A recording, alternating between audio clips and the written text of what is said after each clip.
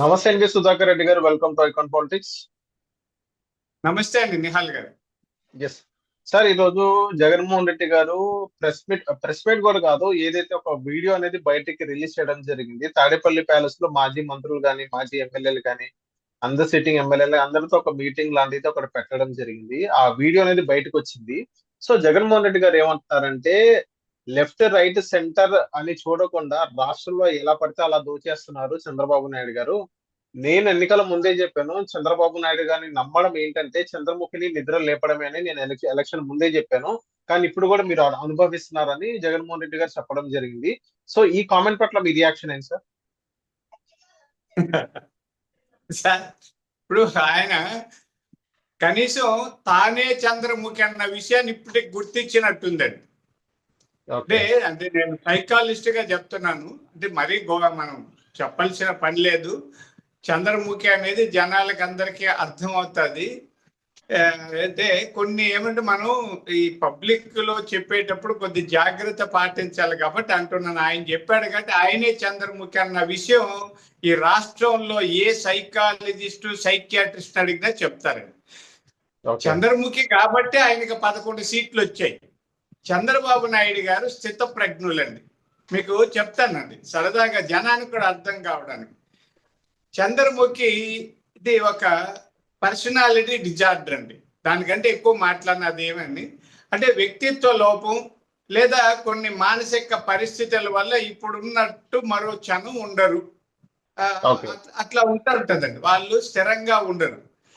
చంద్రబాబు నాయుడు గారు ఏ రోజు మాట్లాడినా ఎప్పుడు మాట్లాడినా ఆ మాట ఎక్కడా తప్పిన విషయమే ఉండదు. ఆయన ఎప్పుడు అలాగే చెప్తుంటారు. స్థిత ప్రజ్ఞులు అంటారండి. స్థిత ప్రజ్ఞులు అంటే ఓడినా గెలిచినా ఒకే విధంగా ఉంటారు. మంచి చెడును ఒకే విధంగా చూస్తారు. ఏది ఎలా చేయాలి అలా చేస్తారు.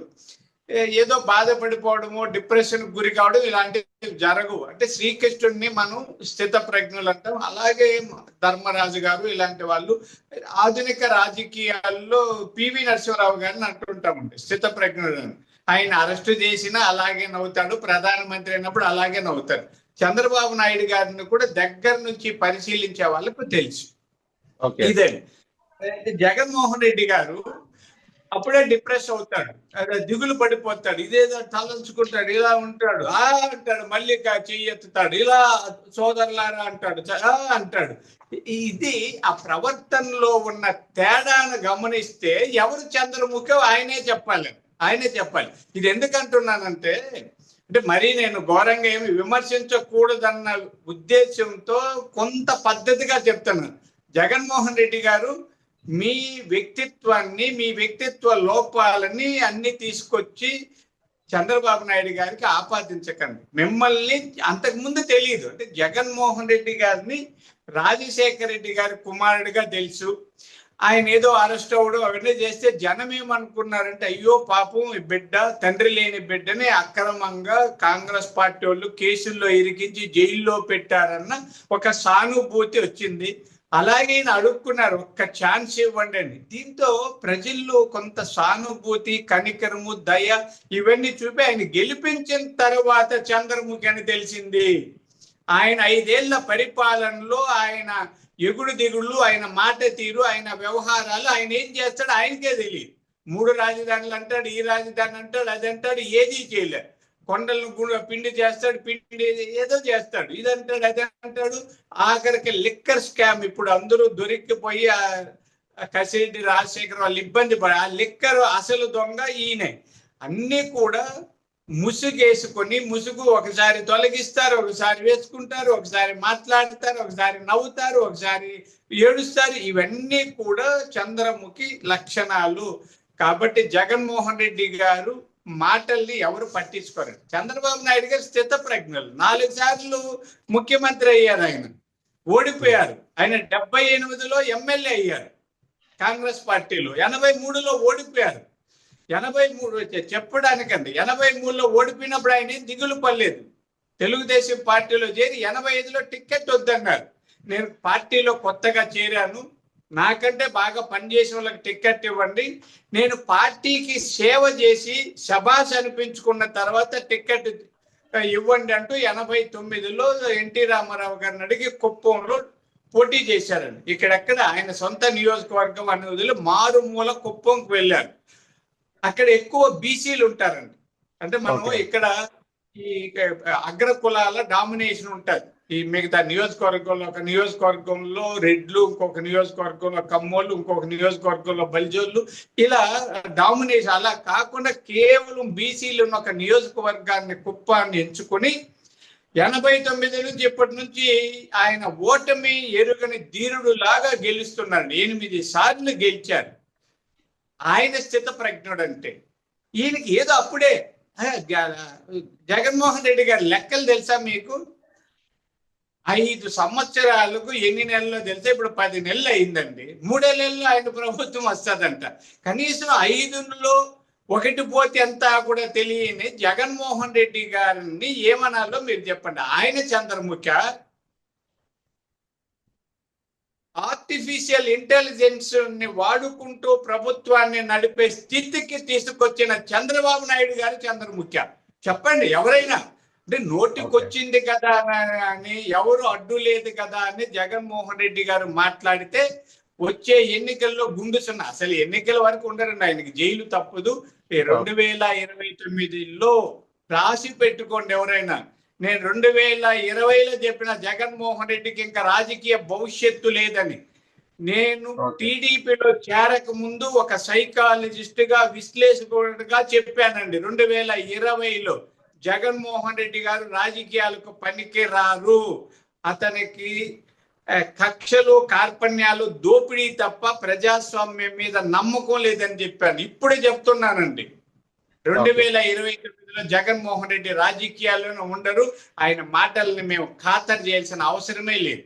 ఓకే సార్, ఇక్కడ జగన్మోహన్ రెడ్డి గారు ఇంకో పాయింట్ లేవనెత్తడం జరిగింది. ఏదైతే లూలు గ్రూప్ ని లల్లు గ్రూప్ అంటూ టెండర్లు లేకుండా 1500 కోట్ల విలువ గల భూములను ఇచ్చేస్తున్నారు చంద్రబాబు నాయుడు గారు అని ఒక మాట అనడం జరిగింది. ఇంకో మాట ఏమన్నారంటే జగన్మోహన్ రెడ్డి గారు, రూపాయికి ఇడ్లీ వస్తుందో లేదో తెలియదులే కానీ చంద్రబాబు నాయుడు గారి హయాంలో ఉర్సా లాంటి పేరు లేని ఊర్లో పేరు లేని ఒక కంపెనీకి వైజాగ్ లో 3000 కోట్ల రూపాయల భూమికి రూపాయికే వస్తుందని జగన్మోహన్ రెడ్డి గారు చెప్పడం జరిగింది. ఈ 2 స్టేట్మెంట్స్ ద్వారా మీరేం చెప్తారు సార్? సార్, ఇక్కడ ఈ రాష్ట్రం అభివృద్ధి చెందాలి, రాష్ట్రంలో సంపద సృష్టింపబడాలి అన్నది చంద్రబాబు నాయుడు గారి లక్ష్యం అని. ఈ రాష్ట్రానికి పెట్టుబడులు రావాలి, పరిశ్రమలు పెట్టాలి. అప్పుడు కానీ ఆయన అనుకున్న లక్ష్యాలు నెరవేరు. అంటే ఉత్పత్తిని మనం సృష్టించాలి, ఉత్పత్తిని పెంచాలి, అభివృద్ధి చేయాలి, సంపద సృష్టించి సంక్షేమ కార్యక్రమాలు అమలు చేయాలి. జగన్మోహన్ రెడ్డి లాంటి వ్యక్తి ఈ రాష్ట్రంలో పరిపాలించిన తర్వాత పారిశ్రామికవేత్తలందరూ పారిపోయారు. ఇక్కడికి అడుగు పెట్టాలంటే భయపడుతున్నారు. ఈ నేపథ్యంలో తక్కువ రేటుకి, అంటే నామినల్ రేటుకి భూములు ఇచ్చి పారిశ్రామికవేత్తల్ని ఆకర్షిస్తున్నారు. సార్, ఇప్పుడు మీకు చెప్తానండి, పరిశ్రమలు పెట్టే వాళ్ళకి 25% నుంచి 40% వరకు సబ్సిడీలు ఇస్తున్నాం. అంటే మహిళలకు, ఎస్సీలు, బీసీలకి, ఓసీలకి ఇలా ఉంది కాబట్టి ఎవరికైనా 20% వాళ్ళు ఒక 100 కోట్లు ఇండస్ట్రీ పెడితే ఎవరైనా 25 నుంచి 40 కోట్లు సబ్సిడీ ఇస్తున్నాం. అంటే ఇది మోసమా? ఆకర్షించడానికి. అలాగే బంజరు భూములు పేదవాళ్ళకి పట్టాలు ఇస్తున్నాం ఫ్రీగా, 2 ఎకరాలు, 3 ఎకరాలు, 5 ఎకరాలు. ఎందుకు? కష్టపడి వాళ్ళు పని చేస్తారు, ఆ పని చేస్తే ఉత్పాదకత పెరుగుతుంది, అన్నం తింటామని వాళ్ళకు ఫ్రీగా ఇస్తున్నాం. ఇదే ఉద్దేశంతో లోకేష్ గారు, చంద్రబాబు నాయుడు గారు ఆలోచించి ఎవరైనా ఆ పరిశ్రమ ఆయన పెట్టమనండి, నేను ₹1 ఇప్పిస్తా. జగన్మోహన్ రెడ్డి గారు మీరు రండి, 99 పైసలు ఇంకా సగం తీసేసి ఆయన పరిశ్రమలు పెట్టమనండి. ఆయన దోచుకునే పరిశ్రమలు పెట్టారు, సిమెంట్ పెట్టారు, రేట్లు పెంచుకున్నాడు. ఆయన ఉన్నప్పుడంతా సిమెంట్ రోడ్లు ఆయన సిమెంటే వాడాలని చెప్పి ప్రభుత్వాన్ని దోచుకున్నాడు, దొంగ సారాలు అమ్మాడు, లిక్కర్ అంటే ఏది ఆయన చెయ్యని తప్పంటూ ఏమి లేదు. చంద్రబాబు నాయుడు గారు వాళ్ళకి ఇచ్చారు, భూములు ఇచ్చారు, చెప్పి ఇచ్చారండి. దానికి టెండర్లు ఎక్కడ ఉండవండి. ఎవరన్నా కంపెనీలు వస్తే చాలా చోట్ల ఒక పెద్ద స్కూల్ పెట్టాలి, లేదా కంపెనీ పెట్టాలి, ఇంకొక వ్యవస్థ పెట్టాలి, సంస్థలు పెట్టాలంటే ప్రభుత్వానికి విజ్ఞప్తి చేస్తే వాళ్ళ బ్యాక్గ్రౌండ్ విశ్లేషించి వీళ్ళకి ఇవ్వచ్చా లేదా అని మంత్రివర్గం నిర్ణయం చేసి ఇస్తారు. అర్థమైంది. అంతేగాని ఆయన టెండర్లు ఏమి ఇస్తారు జగన్మోహన్ రెడ్డి గారు, ఇట్లా భూములు ఆ కంపెనీ వాళ్ళు అడిగితే ఆ కంపెనీ వాళ్ళది చూసి ఇస్తారు. దీనేమో అమ్మకాలు పెట్టలేదండి, వేలం పాట ఏం పాడలే. వేలం పాట పాడితే ఈయన వచ్చి పాడుకోమని. సరే, జగన్మోహన్ రెడ్డి గారికి ఒక విధంగా మానసిక స్థిరత్వాన్ని కోల్పోయారండి. పాపం పదవులు ఎప్పుడు వస్తాడా అని అది 3 ఏళ్ళు అనుకుంటా కలగంటున్నాడు ఆయన. 2029లో ఎలక్షన్ జరిగితే మళ్ళీ కూటమి ప్రభుత్వం అత్యంత మెజారిటీ సాధిస్తుంది అనే దాంట్లో అందరికీ తెలుసు.